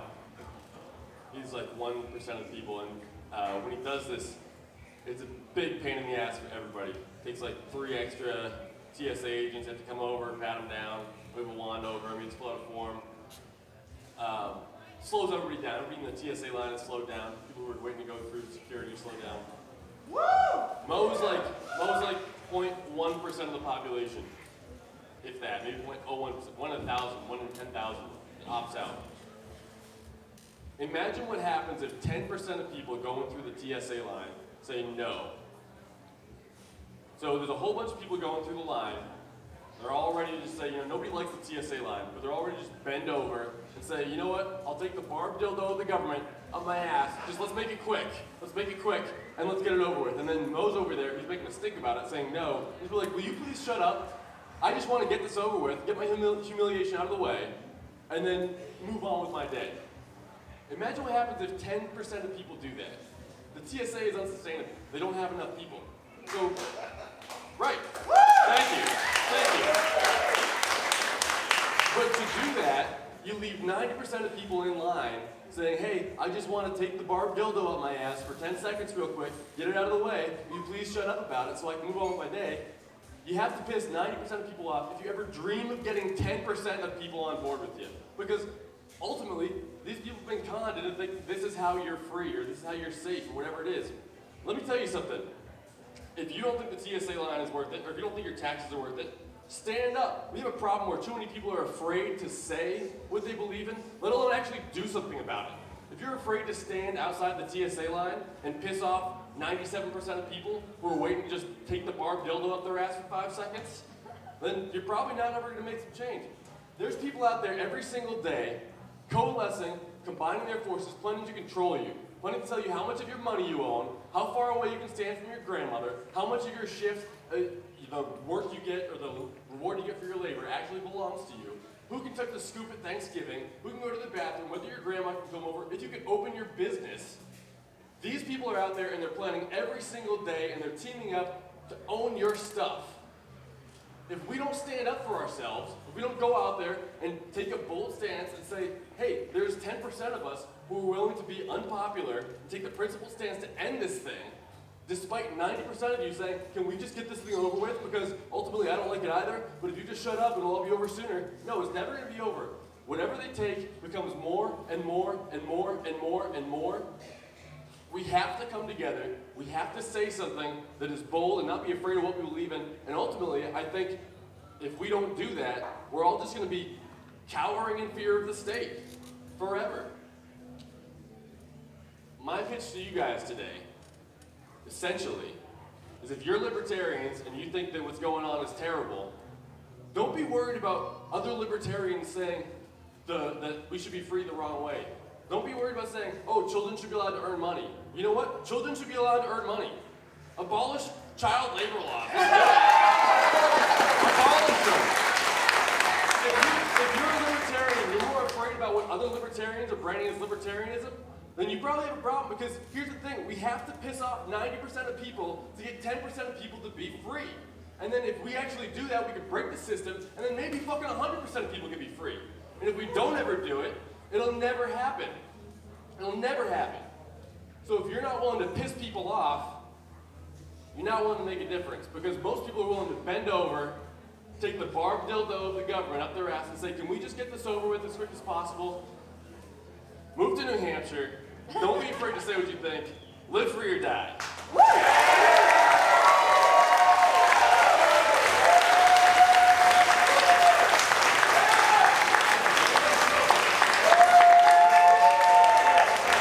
I don't know if I'm going first or not, but it's just so rude how tall he is on that box.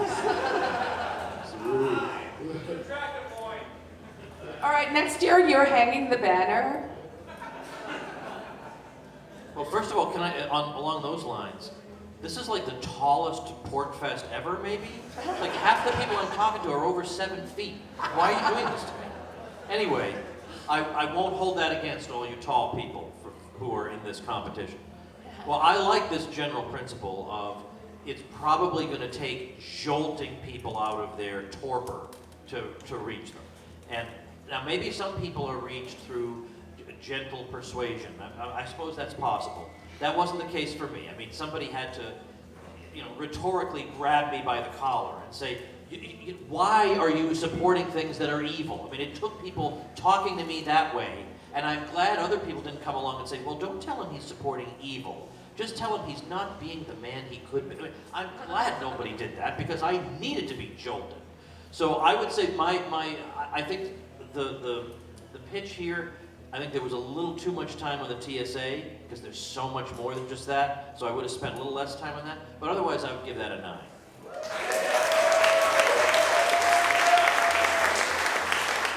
I certainly agree with your message. Civil disobedience is probably one of the most effective ways of actually achieving liberty in our lifetimes. There are a lot of people who get pissed off about this, but they're just deflecting the blame onto the actual victim. The last time I flew, I went through something similar, and the TSA agent had the audacity to tell me, you're holding up this entire line. To which I responded, I think you'll find you're the one doing that. Yes.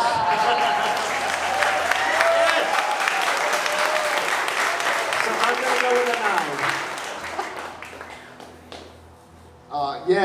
9. I'm also pretty in on this. I think this wasn't the core point, but you watch all these kids around PorcFest, and a bunch of them are selling stuff, and it's really cool. So I do think that's a special part of this event. I really do agree with the principle. I wanna believe. I tried it myself once. I was flying back internationally, and I was just like, what happens if I don't fill this out? Am I allowed back in? And they wasted 4 hours of my life. And so it's like, I've heard this debate before, is like, if you get clear check, are you an Uncle Tom? It's sort of as like, are you, collecting these extra privileges from this. And so I can kind of see both sides on it, but I really do agree that like by being bold, by being strong, by not apologizing for what we believe, it's one of the best ways that we can achieve liberty. So I'm like 100% agree in principle. I want to look at other ways beyond the TSA example, but I'm 100% on board with all this, and I'm giving it a 9.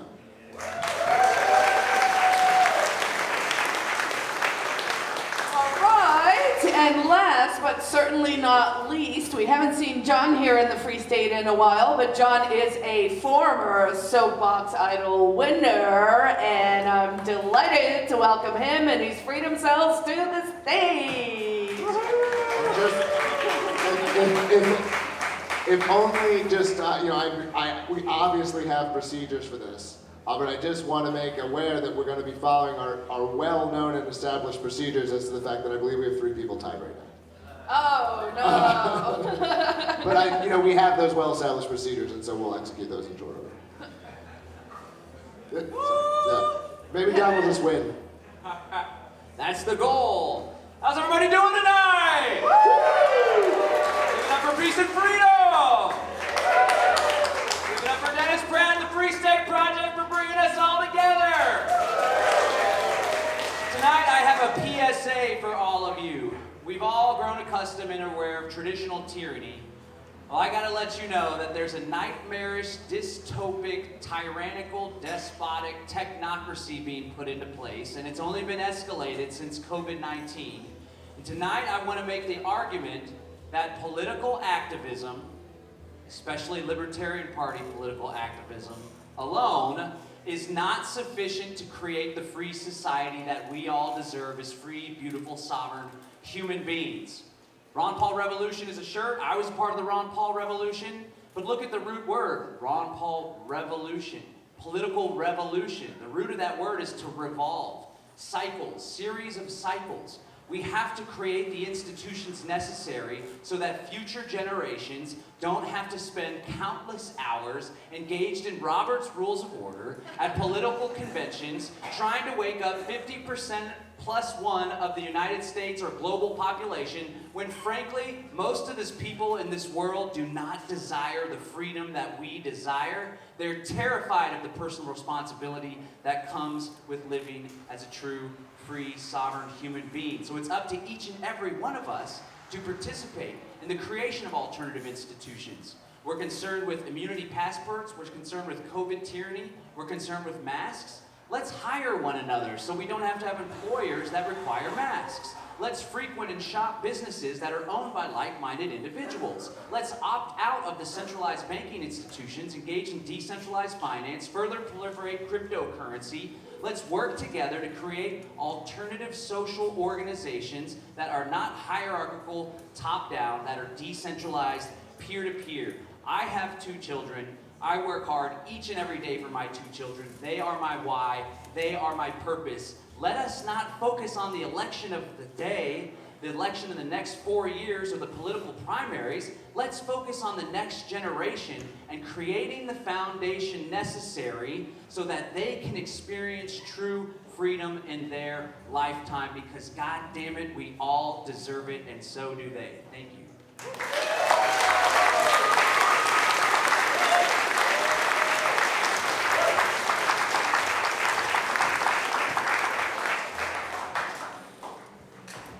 Who's first? Can I go first? Yeah, you got it. All right.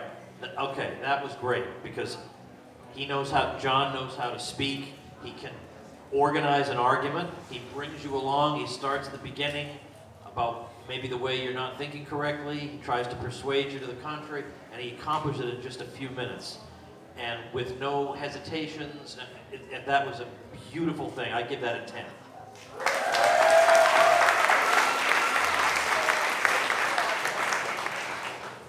You had very good delivery and really good content, but as I look through the last year, if you have to point out to people how much the last year really sucked, if you have to say, hey, did you notice the masks and the vaccines and the lockdowns and shit? Those people are lost to us, right?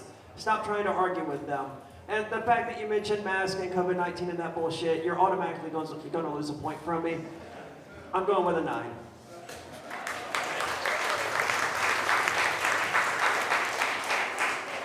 Yeah, I'm not quite as into this one. I agree on the presentation that it was like very enthusiastic and very good. There's a core claim that you made that like there's a contradiction in your argument. Is you're saying that like most people don't desire freedom, and then you said at the end everyone deserves freedom, and that's not true. A lot of people don't fucking want it. And that's what and it's really hard to accept that, but we need to start accepting that because once we do, it lets us change our behavior. Like, I want to be as loud about lockdowns as possible because they were embarrassing and they were offensive. But most people liked them. If it happened again, most people would say, do the same thing again. And it's not a matter of just pointing at it and being like, didn't that suck? Because they don't think that it sucked. And you're not going to convince someone. It's like they tasted it and they're like, I like it. And you didn't. And you're like arguing over the taste of a fucking food. Like you're going to convince them that no, actually it sucked. They're like, no, it didn't. And so I think that it's like a little bit selling a false hope. I think there's an inherent contradiction in your argument. And I'm giving it a 7.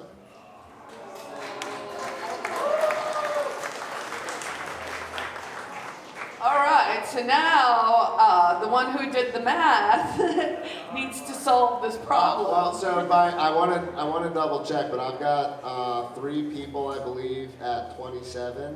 That's Bill, Eric, and I think it was Ori. No, Ori's not here, so Eric Brakey. Eric Brakey's at, and then who went before Eric? Jordan, 10, 8, 10. I have Jordan at 8, 10, 9. I wrote it down as Ori. All right, We promise we're professionals. This is called, this is why you do it twice. It's like double entry bookkeeping. All right, hold on for 2 seconds. I'm here, Aria. You want to change it to a 10? No, because you left. All right, you did come back, so credit to you for that. Sorry, but he already wrote it down, and it's a 10. My hands are tied.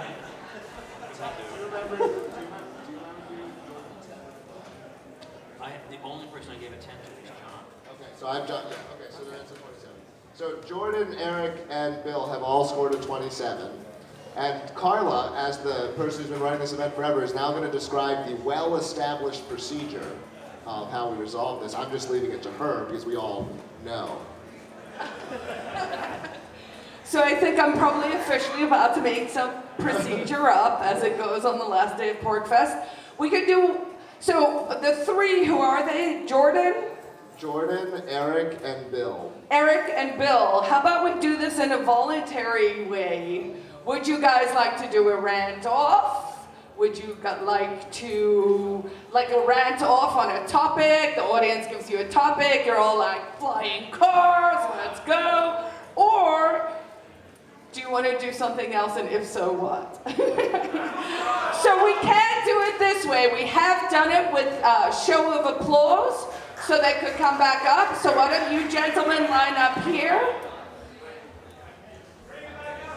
All right, come on up. All right, so we're going to do it by way of applause. Everyone can decide for themselves. Now, I will say this. We have tried this hack in the past, and that means it's up to you guys, because we've also had it where it literally just sounds the same, and then I'm like, what do we do then? Who are you judging the applause? Who's the applause? No, you're judging the applause. Delegate. Oh, yes. All right. Will you each remind the audience what you said? So, if you don't remember, my rant was about how I'm totally down on liberty pessimism. We've had so many victories over the last 10 years, and liberty looks very bright.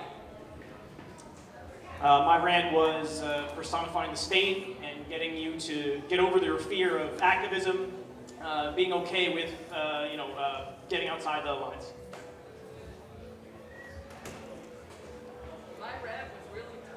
My rant was about pissing people off.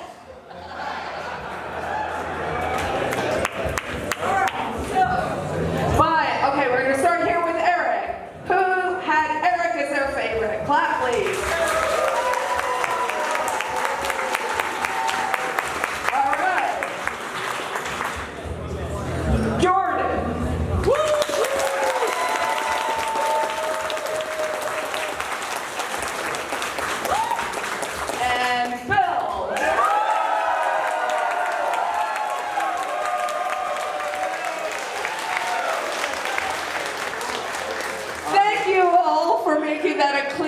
Yeah, we've got Clear winner. unanimous as Bill. That's what we're So seeing. Bill, on top of winning, congratulations to Bill!